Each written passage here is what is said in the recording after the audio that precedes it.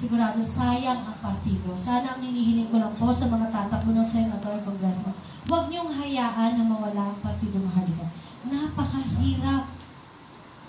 Napakahirap po na mag-granted ang isang party list o political party. Napakalaking pera, pero kami wala kaming pera.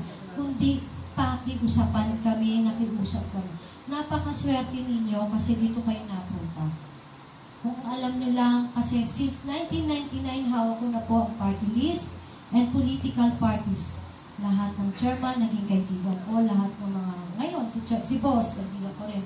Although napakahigpit, pero napakaswerte lang ng Partido Maharlika. Yan dalawang political parties, pero nagtataka lang ako, siguro sa, pakiusap na lang ni Pres sa akin, tulungan mo kami. Last nag-granted si Pres. Sabi ko, sige, tutulong ako. Pero ang sa akin lang, linisin mo yung madumi. Malinis lang yung laban mo. Kasi ang hirap nung papasok ka sa isang politiko, and then yung mga kasapi mo ay magbibigay sa'yo ng hakbang na kasisira ng Partido Maharlika, huwag mong sayangin, huwag mong hayaang bitawan ng lahat.